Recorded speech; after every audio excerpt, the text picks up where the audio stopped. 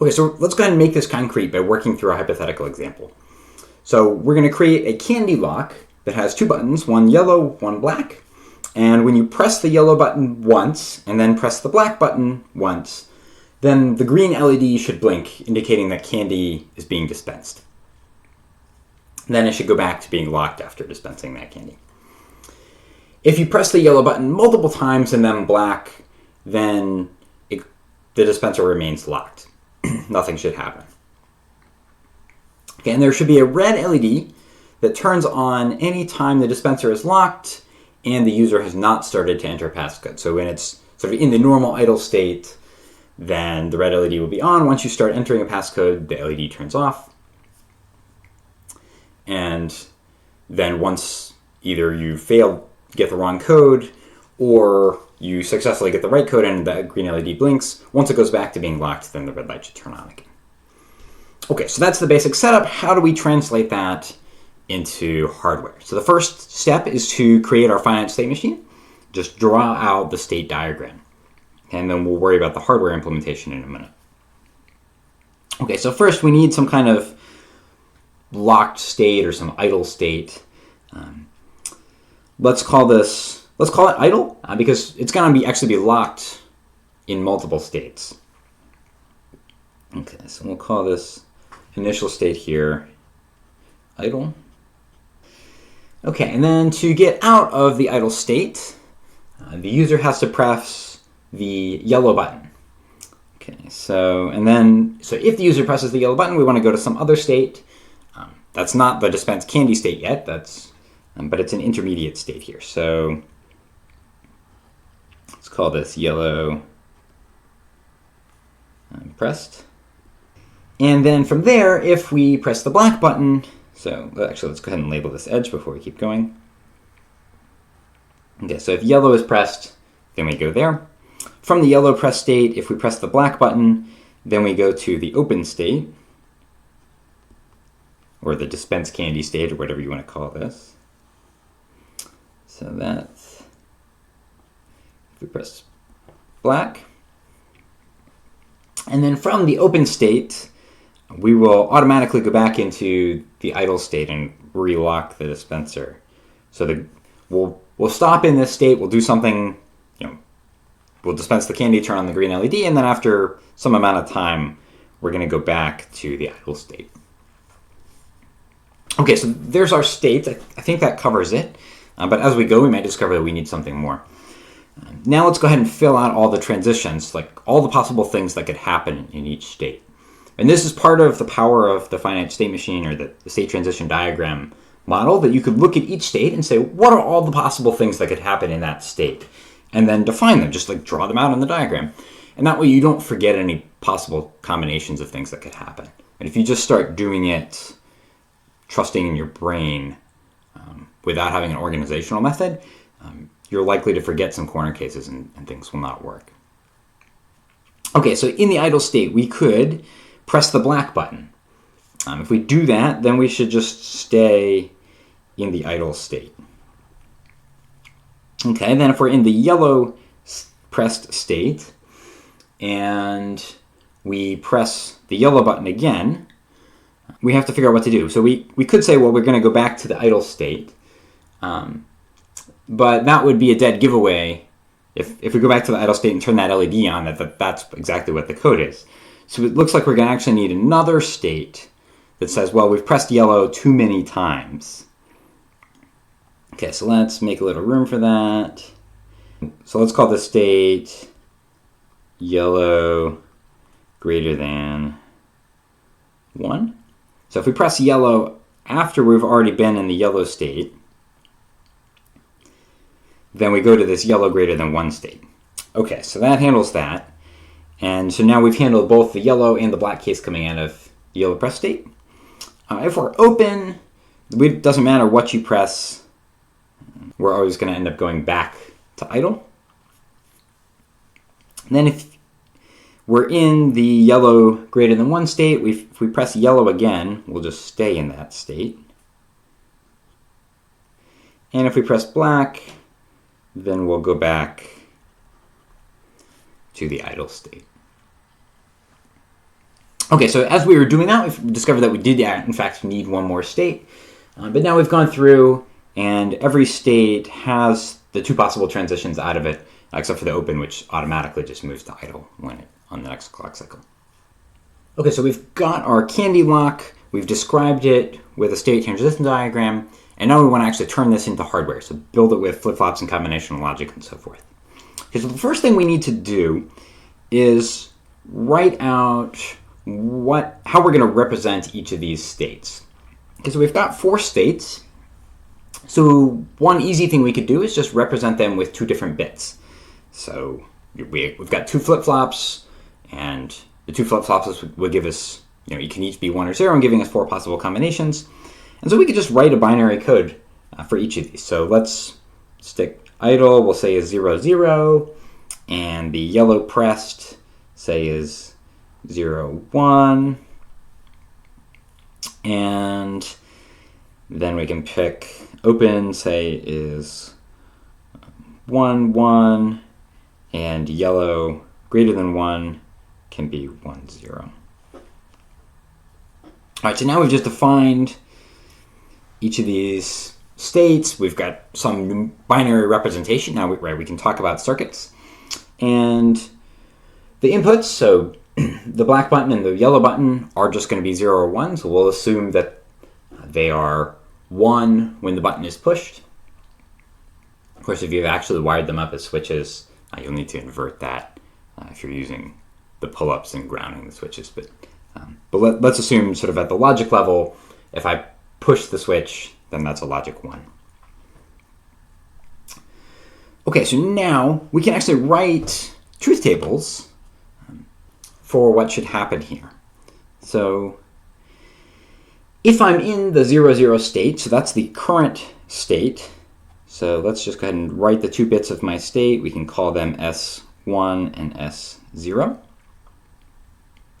And then I've got 2 bits. We've got B, the black button, and Y, the yellow button, and Y.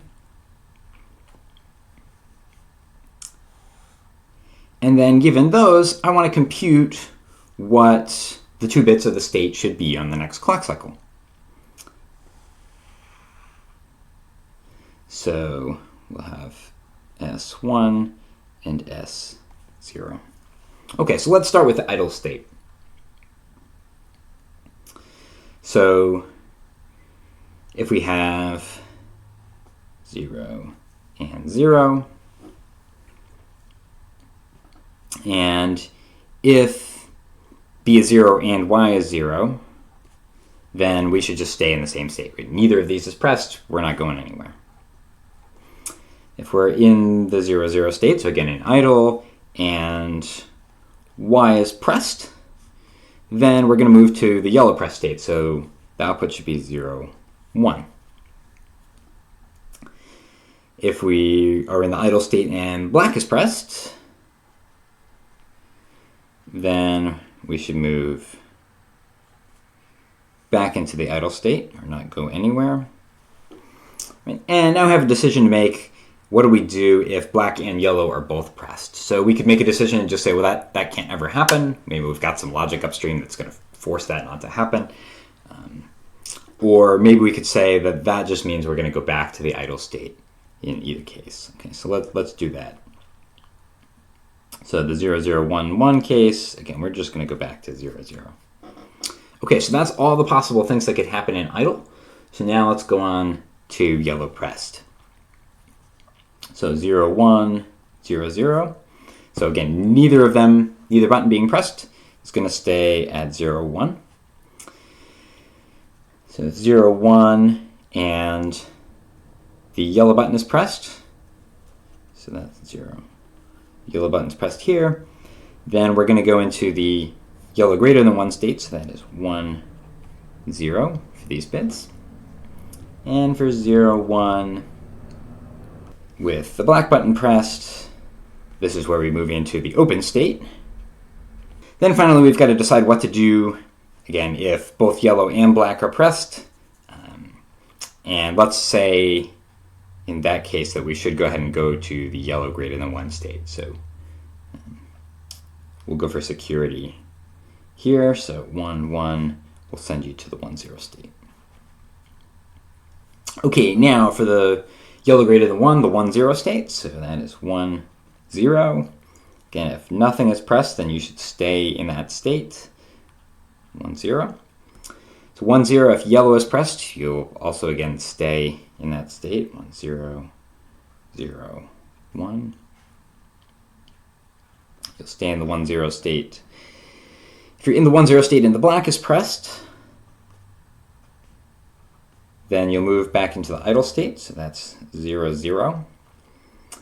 And then 1, 0. If they're both pressed, let's say we go ahead and move into the idle state again.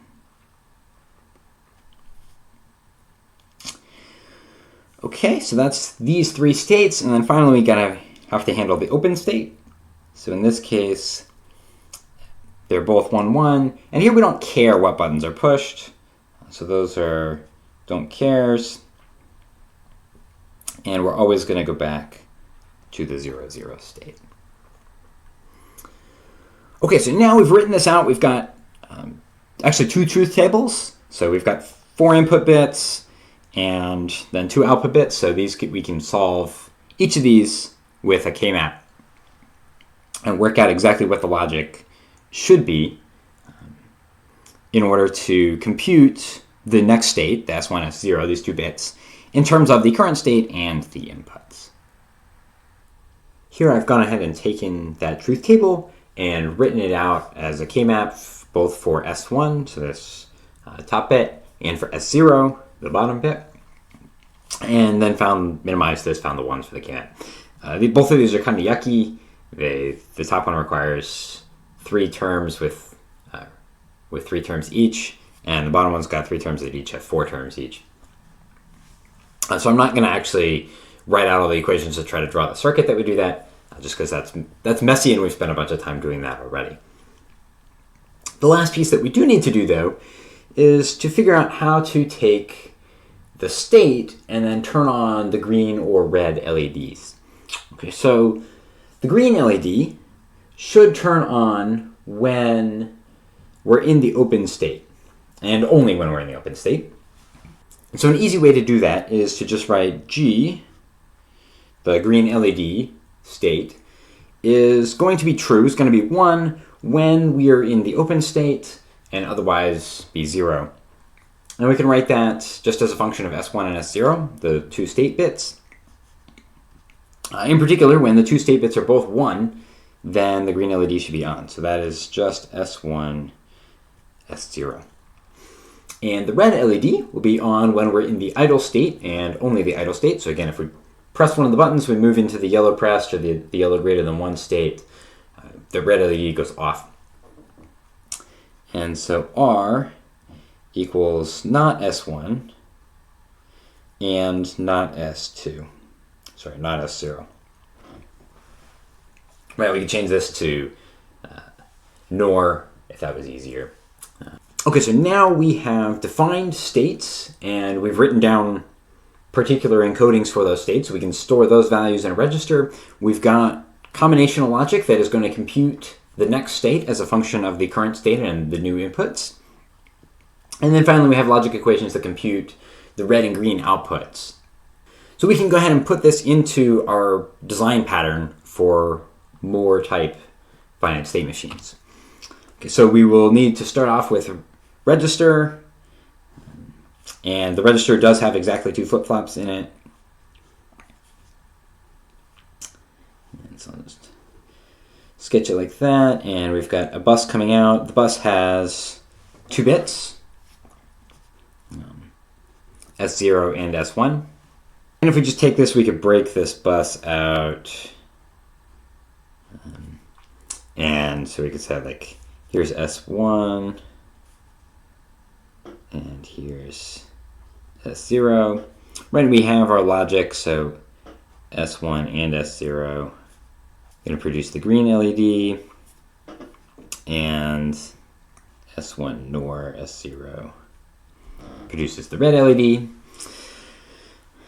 But then we could take this, and again, I'm just going to draw sort of the nebulous combination of logic Again, that's just those equations that we defined with the K-maps on the previous slide here. But I've got, again, we've got S1 and S0 coming in here. And coming in, we also have B, the black button, and Y, the yellow button. So we've got combinational logic that's going to take the current state, going to take these button inputs, produce whatever the next state is, and then on the rising edge of the clock, that next state is going to be stored here in that register. Then once that gets passed through the register, then the green and red values can be computed with this output logic here. And again, just as, by the way, a reminder, this is what we've called next state logic. Okay, and so there's our implementation for this finite state machine. So we started just with an English language description. We wrote out a state diagram for it. We made up some state encoding, went ahead and computed combinational logic necessary to actually implement that, and then drew it out as a circuit. Right? At this point, you could go implement this with discrete logic or just by writing out logic in VHDL and implement it on an FPGA. So one last thing before we go and move on to implementing this in VHDL. We picked this state encoding pretty much arbitrarily. I mean, just like kind of labeled things as it seemed good to us and then wrote everything down. Now, if we had picked a different state encoding, so I could swap yellow greater than 1 and yellow pressed, or I could even use some other state encoding that used more bits. Right? It wouldn't be necessary. It's not uncommon to use a one-hot encoding. So I could call this, for example, like use 0, 0, 1, 0, and say 0, 1, 0, 0, say 1, 0, 0, 0, so forth as my encodings. But, and this is not as compact. I need more flip-flops if I'm going to implement it this way. But then it does make all the rest of the logic a whole lot simpler. So depending on what you're trying to minimize, like picking those state encodings differently might minimize things. Of course, you're looking at this and it's not at all obvious whether there's a particular state encoding that's good or bad. And so the answer, of course, is to give that problem to a computer and not think about it. And that's what we're going to do in the next video.